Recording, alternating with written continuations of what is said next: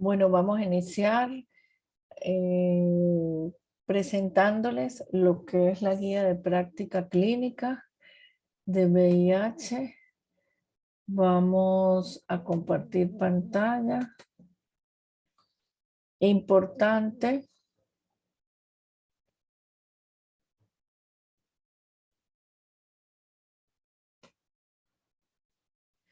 Es importante que nosotros tomemos en cuenta que la infección por VIH es una problemática considerada en la actualidad como una problemática de salud pública.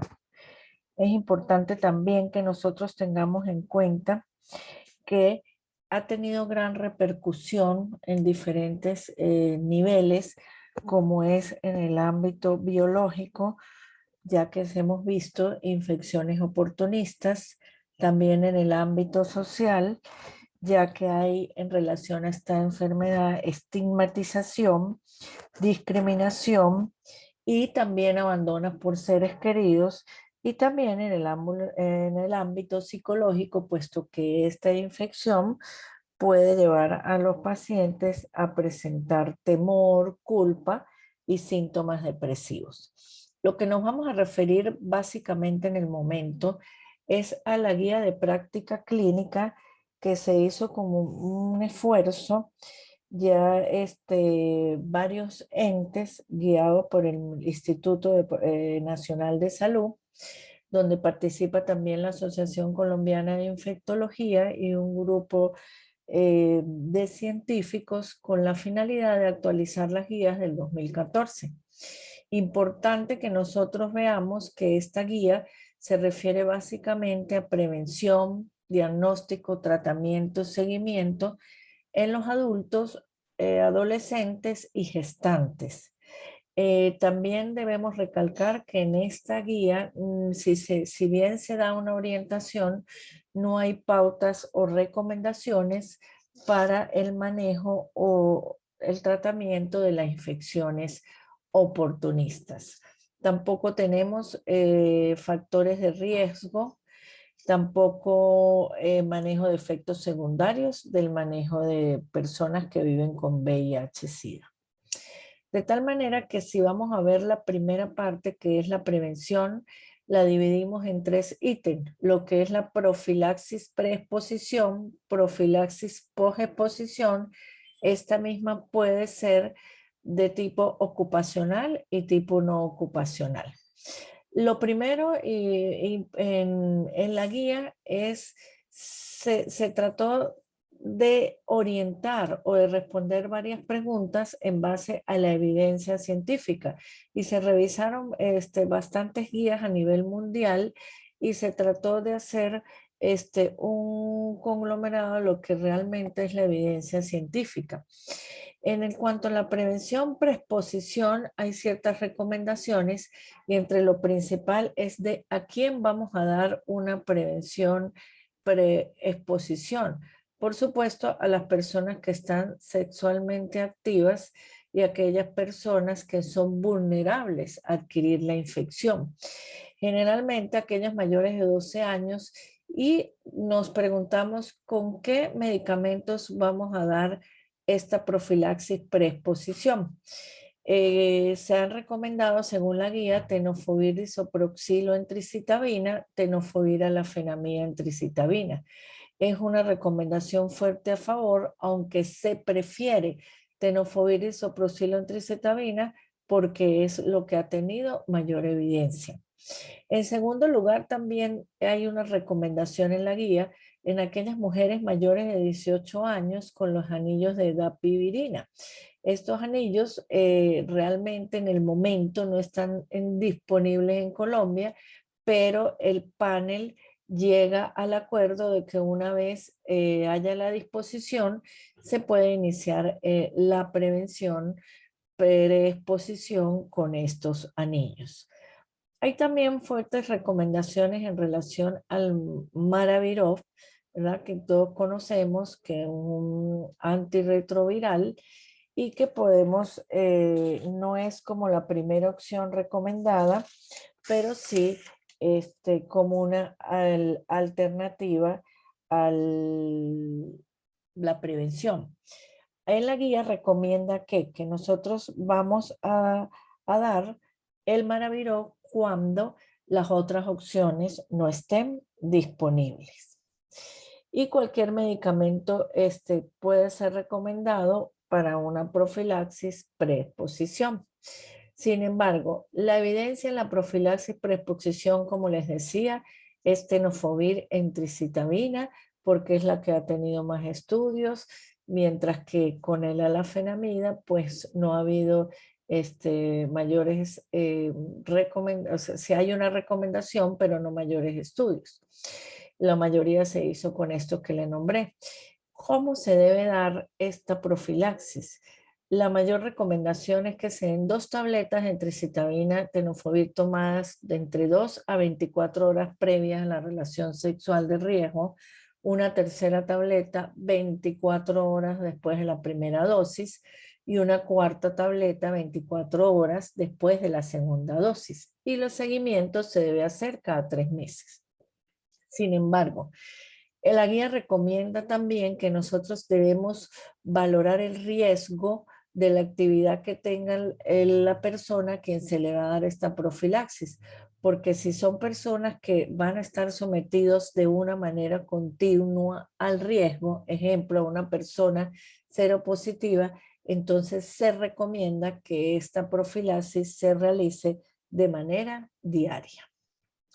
En relación siguiendo con la prevención, pero lo que es la profilaxis posexposición, se recomienda siempre la combinación de 3 medicamentos. Importante que nosotros, digamos, ¿a quién le vamos a dar esa profilaxis posexposición? A aquellas personas que hayan estado expuestas a un riesgo sin protección, por supuesto, con una persona seropositiva. Y este riesgo se cataloga también como ocupacional o no ocupacional. Ocupacional, por supuesto, aquellos trabajadores de la salud que pueden estar expuestos a un riesgo, y no ocupacional, pues ya cuando puedan haber tenido alguna actividad sexual con una persona de riesgo. ¿Cuál es la recomendación que da como primera opción la guía? Tenofovir disoproxilo en tricitabina con dolutegravir, tenofovir disoproxilo en tricitabina con raltegravir, tenofovir disoproxilo en tricitabina con darunavir o tenofovir disoproxilo en tricitabina con evictegravir y cobicistab. Igualmente, también hay recomendación fuerte a favor de todas estas opciones con Maraviroc. Importante que en aquellas personas expuestas en los que no se recomienda de una manera formal es cuando se usa dentro de los nucleócidos, los antirretrovirales nucleócidos, la lamivudina, la acidobudina, formando parte del esqueleto junto con lopinavir, ritonavir o atazanavir, ritonavir. Eso es una recomendación fuerte en contra, no se recomienda este tipo de combinación. ¿Cuánto tiempo vamos a dar de profilaxis? Vamos a dar lo más pronto posible. Se debe iniciar en las primeras horas, las primeras 72 horas de haber tenido la exposición, y por supuesto si es en las primeras 6 horas, esta prevención será más efectiva. ¿Y por cuánto tiempo la vamos a dar? Vamos a dar entre 28 y 30 días. En relación al diagnóstico, ¿qué trae de nuevo esta guía? Y es la tamización con el autotest. ¿Qué quiere decir esto? Que esto es una prueba que se puede realizar las personas que puedan o no ser vulnerables, siempre generalmente va a estar destinada para la población general y con la finalidad de hacer un mayor tamizaje. Recordemos que para el 2030 ONU-SIDA, Organización Mundial de la Salud también, fijó unas pautas de que debíamos llegar a las metas 95, 95, 95.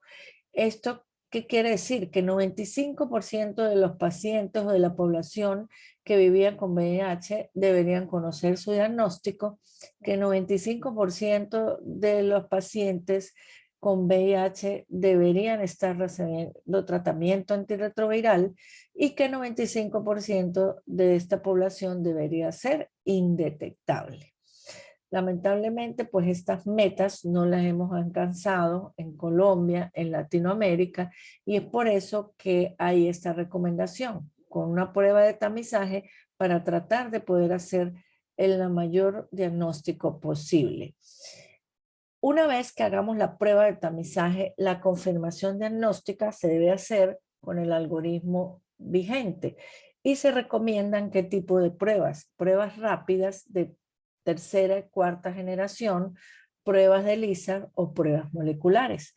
¿Qué es lo importante con las pruebas rápidas? Que quizás las pruebas rápidas son más accesibles, no se requiere un personal tan experimentado e igualmente estas pruebas rápidas pues serán más fáciles de hacer y se deben hacer la primera y la segunda prueba, pero deben tener una sensibilidad y especificidad sobre el 99%. ¿En qué consiste el ActoTest? Pues ya dijimos que era la nueva prueba en la guía, que se podía hacer el paciente en su casa, que se realiza en sangre o en saliva y se detectan anticuerpos obteniendo los resultados en 20 minutos. Esta misma prueba se la hace el paciente y es con la finalidad, como ya hemos estado diciendo, de tener un mayor rendimiento diagnóstico. Esta prueba es importante que nosotros sepamos que la tenemos en Colombia. Aquí tienen ustedes más o menos la gráfica de en qué consiste la prueba y la explicación del paso que se debe hacer para tomar el autotest.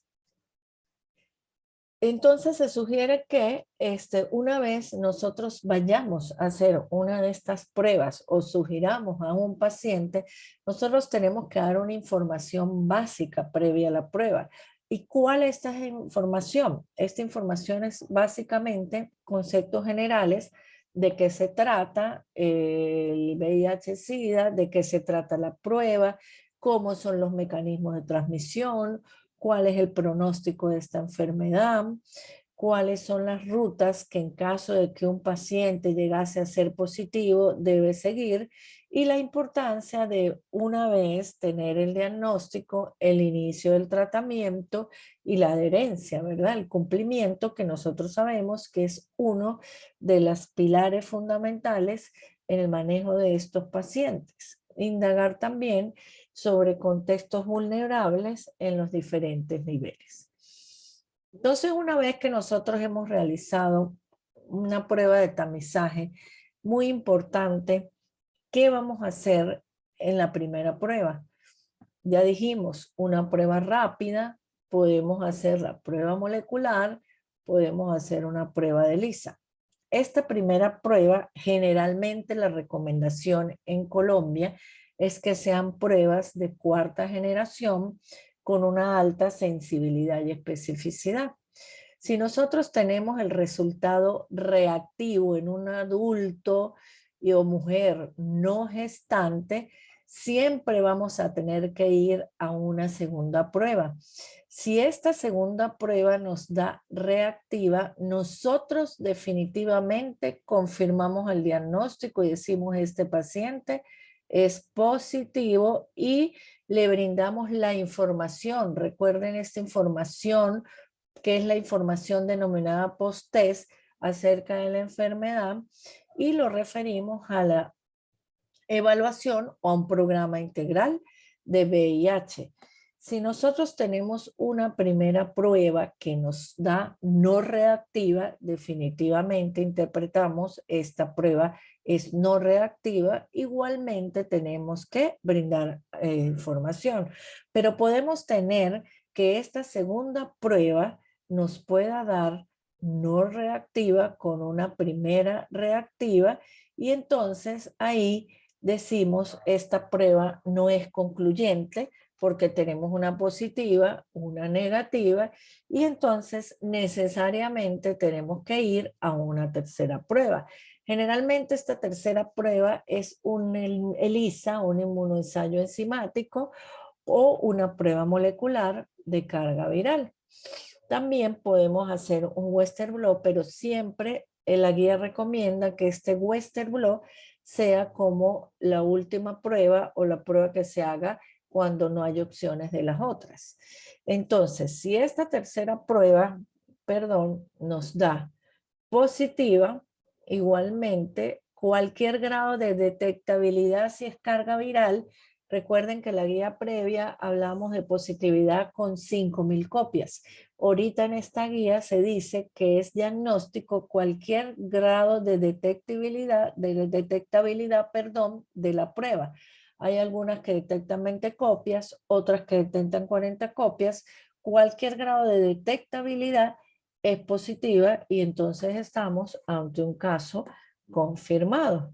Si el resultado de la tercera prueba nos da que, ejemplo, hacemos una carga y es indetectable, la interpretación es negativa, igualmente damos diagnóstico.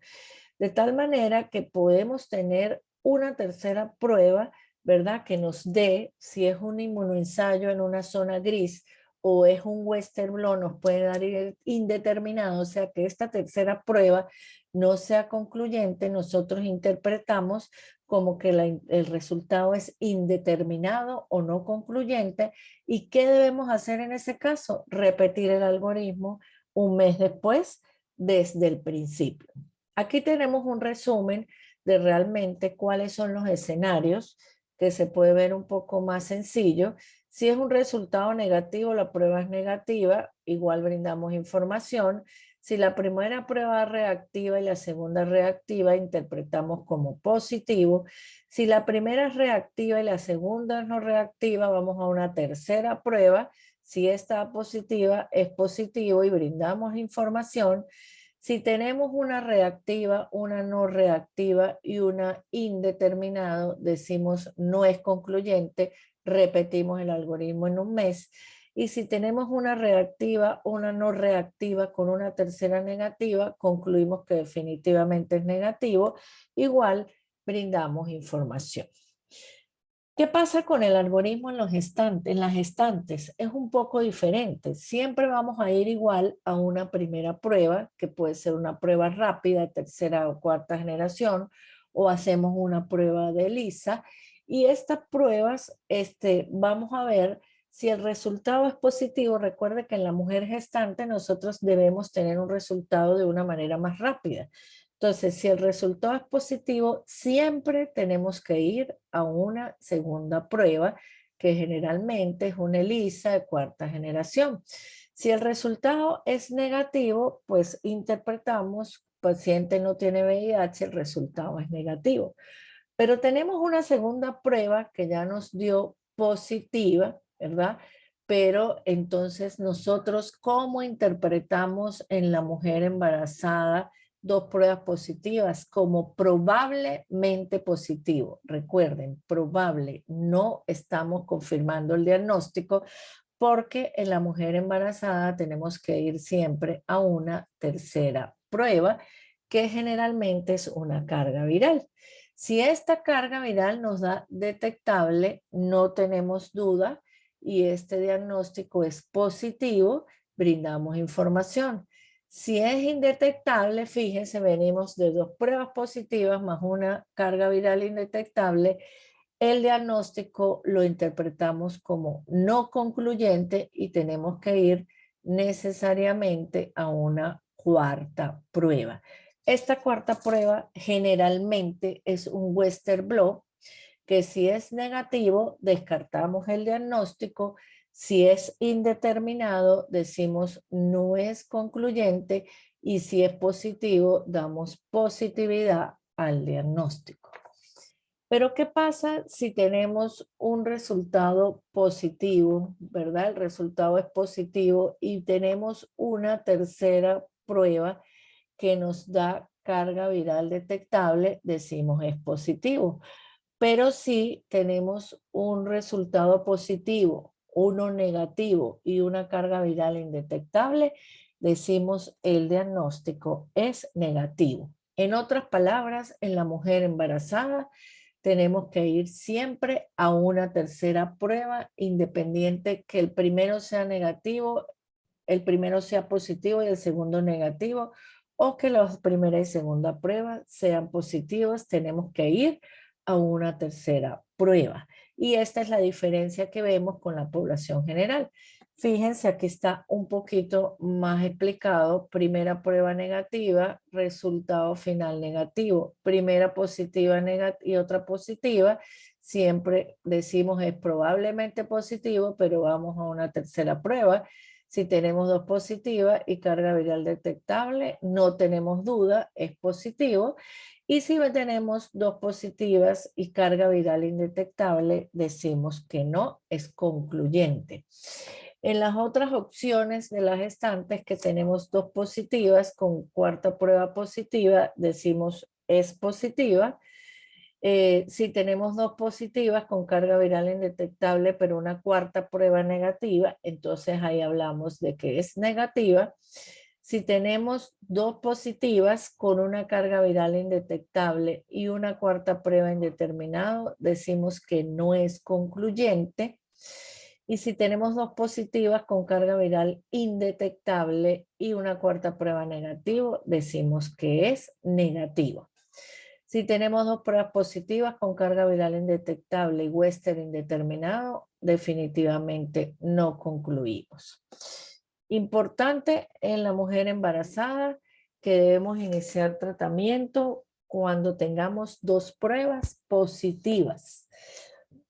Y también hay recomendación de hacer genotipificación, pero no es indispensable para el inicio del tratamiento la genotipificación.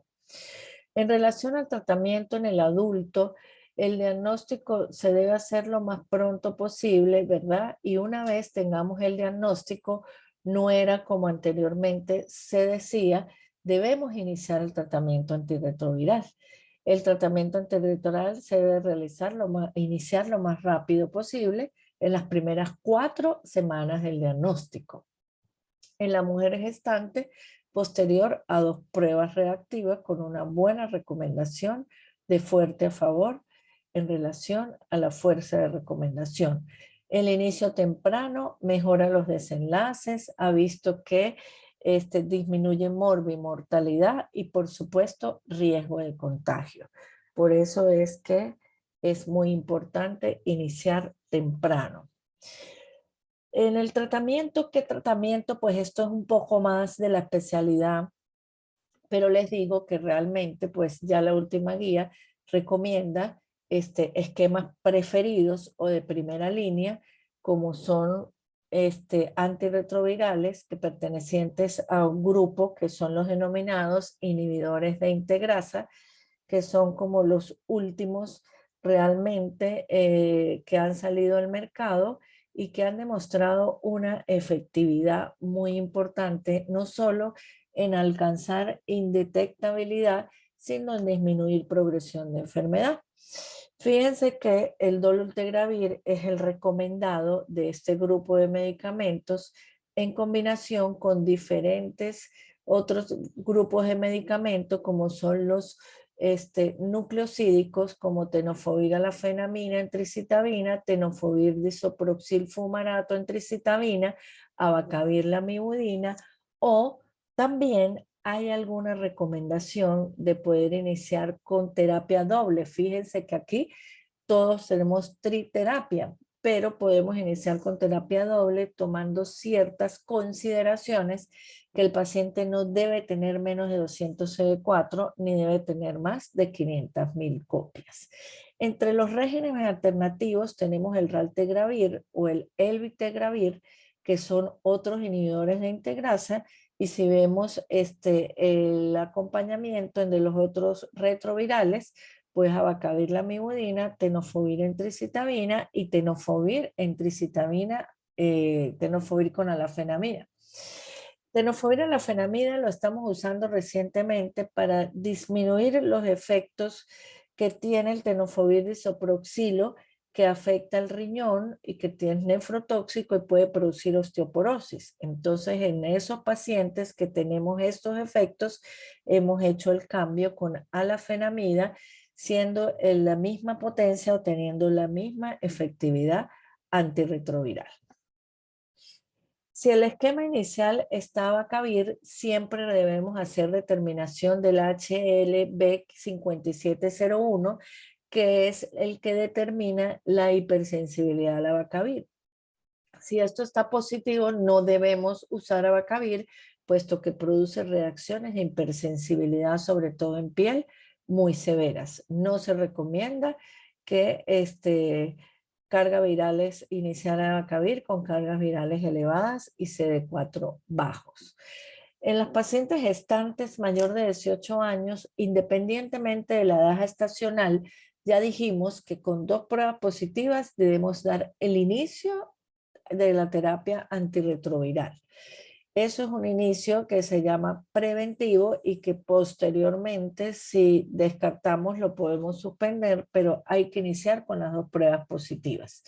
Los regímenes preferidos son dolutegravir igual con tenofovir entricitabina, dolutegravir con abacavir lamivudina y con entricitabina tenofovir disoproxilo. Fíjense que aquí cambia un poquito la recomendación inicial, porque en esta recomendación inicial están dando raltegravir con abacavir lamivudina, mientras que en los adultos o adolescentes lo sugerían ya como una terapia alternativa. Aquí vienen otro grupo de medicamentos, como son los inhibidores de proteasa, atazanavir, ritonavir y tenofovir disoproxilo, o atazanavir, ritonavir, abacavir, lamivudina como regímenes alternativos. En estas gráficas que ustedes ven aquí, pues estos son netamente más de manejo del infectólogo, pero para que tengan la idea de cuáles son las dosificaciones o cómo se dosifican los diferentes retrovirales que hay en el momento en el mercado. Tenemos varias familias, siempre debe ser una terapia combinada. Anteriormente éramos enfáticos en decir triterapia, pero ahorita al pasar de los años, pues la evidencia ha dicho que biterapia puede ser igualmente efectivo, tanto de inicio como de mantenimiento. Y tenemos aquí otro grupo de medicamentos como el efavirenz, que son la doravirina, que son pertenecientes al grupo de los no nucleosídicos. Dosis de otros medicamentos como son los nucleosídicos y el maravirón. Raltegravir también es otro inhibidor de integrasa que viene en 2 presentaciones, de acuerdo a eso, para una vez o 2 veces al día. Ripivirina, un nucleócido, ritonavir, que generalmente viene acompañando a los inhibidores de integrasa. Es importante saber que también tenemos tratamientos biotriconjugados y eso facilita a que el paciente pueda tener un mejor cumplimiento del tratamiento y lo que llamamos nosotros una mejor adherencia. ¿Qué hacemos posteriormente que el paciente ha iniciado su terapia antirretroviral? Debemos hacer, por supuesto, una evaluación de seguimiento y la evaluación inicial.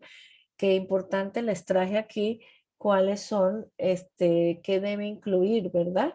En esta evaluación inicial, unos exámenes que están establecidos que son con la finalidad de determinar o de hacer prevención de infecciones oportunistas en estos pacientes y el equipo que debe hacer la atención y la estrategia de seguimiento, ¿verdad? Importante que tomemos en cuenta que la prevención se hace no solamente con medicamento o terapia farmacológica, sino por supuesto también con vacunas. Entonces, también decirles que estos pacientes deben ser evaluados por un equipo multidisciplinario que a mi manera de ver están muy bien estructurados los programas en Colombia, donde tenemos a la orden de servicio social, el personal de enfermería, de odontología, nutricionista, químico, con la finalidad de que sea óptima la atención de estos pacientes. Estos son la lista de exámenes que deben ser realizados a un paciente cuando se hace la evaluación inicial y qué es lo que le vamos a solicitar.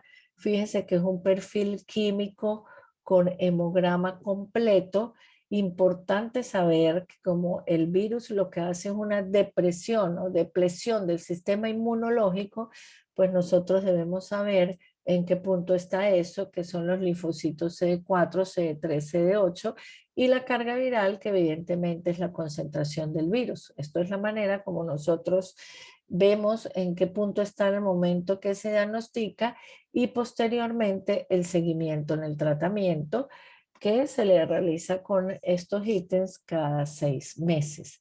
Importante también en estos pacientes determinar si hay coinfecciones de otras infecciones de transmisión sexual, como son hepatitis B, hepatitis C, la presencia de toxoplasma o criptococo, porque debemos hacer prevención en caso de que los CD4 estén menor de 200 en toxoplasma, menor de 100 en criptococo.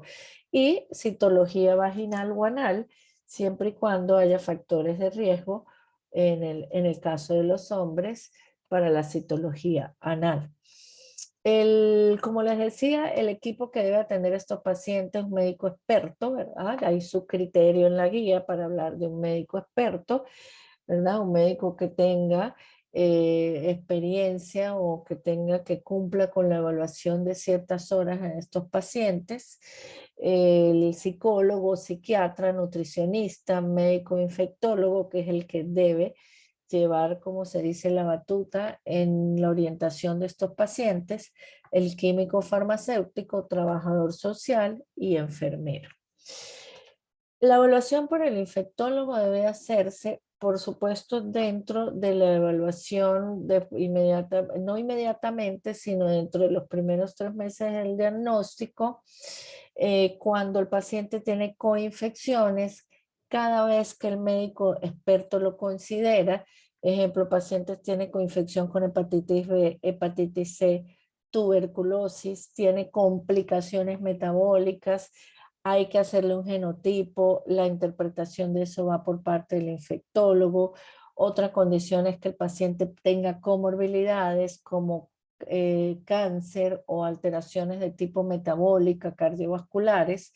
Y hay aquel paciente que vemos con cierta frecuencia que tiene persistencia de viremias bajas, que son detectabilidad de cargas virales detectables en nivel bajo, entre 50 y 200, debe ser evaluado por el infectólogo. En relación a los paraclínicos, pues aquí tienen más o menos la frecuencia, ¿verdad? Cuándo se va a hacer. Generalmente se hace en el momento del inicio, como dijimos, el perfil químico, y cuando lo vamos a volver a repetir, lo repetimos a los 6 meses. Algunos se repiten al año según sea el caso, después de iniciada la terapia antirretroviral.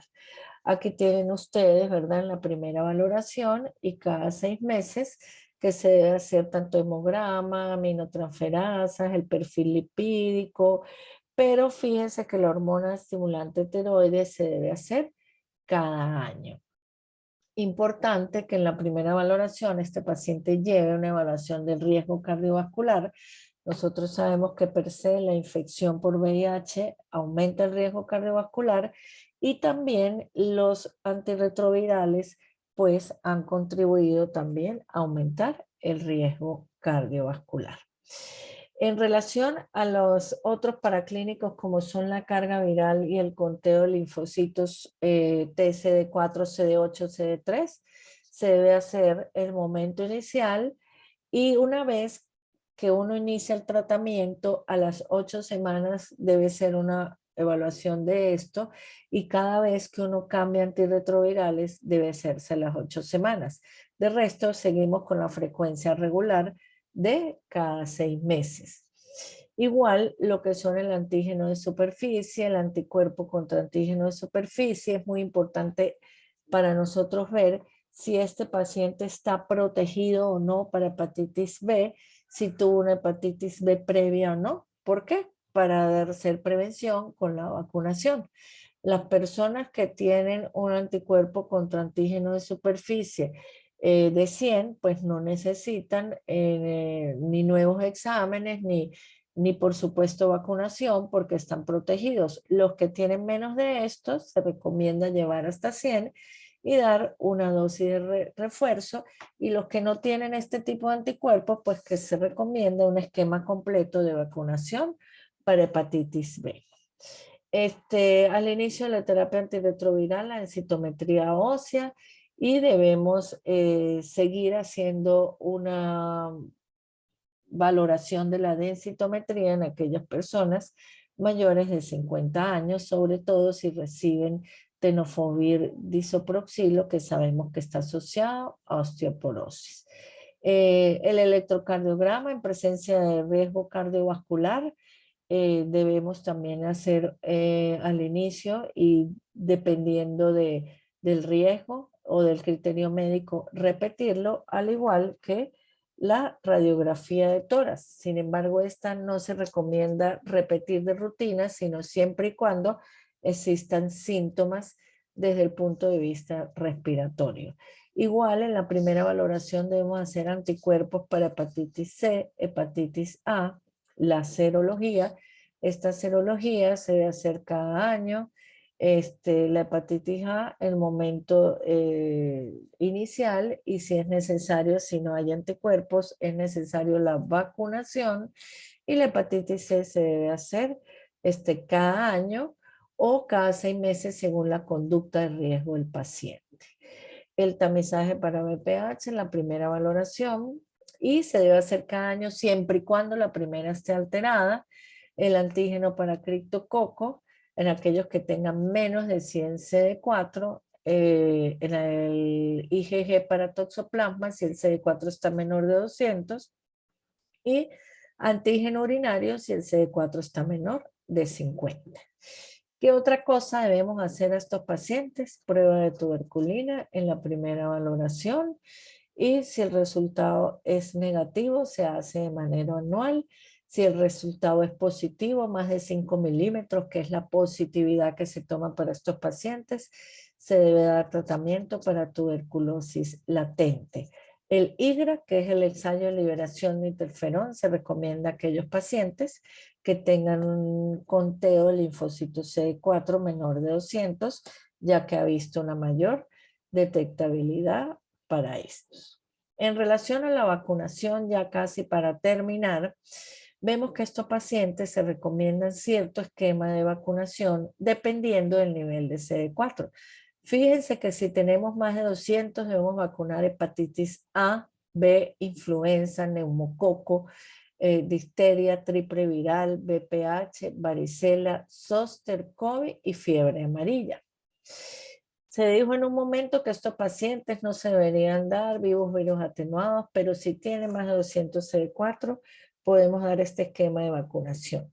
Si tienen menos de 200, hepatitis B, influenza, neumococo, toxoide y VPH y COVID-19. Son dentro del esquema de vacunación que debemos ofrecer a estos pacientes, y que el paciente que esté en el programa pues se le ofrece y se le da. Y en conclusión, ¿qué podemos decir prácticamente de esta guía? Que el diagnóstico de VIH se confirma en 2 pruebas positivas en los pacientes adultos y adolescentes, siempre y cuando utilicemos pruebas de alta sensibilidad y especificidad. La guía recomienda más de 99%. El diagnóstico de VIH en la mujer gestante debe confirmarse con una tercera prueba y a veces con una cuarta, como ya dijimos, dependiendo del caso. La profilaxis con medicamentos antirretrovirales en la mujer gestante debe iniciarse con 2 pruebas positivas. El autotest es una prueba que definitivamente nos ayuda, el tamizaje, pero tomemos en cuenta que debemos seguir posterior a el algoritmo diagnóstico. Todo paciente diagnosticado debe iniciarse terapia antirretroviral lo más pronto posible, y todo paciente diagnosticado debe realizarse el perfil paraclínico de inicio y seguimiento con la finalidad de prevenir infecciones de tipo oportunista. Bueno, creo que todo esto es lo que les quería transmitir. Muchísimas gracias por su atención.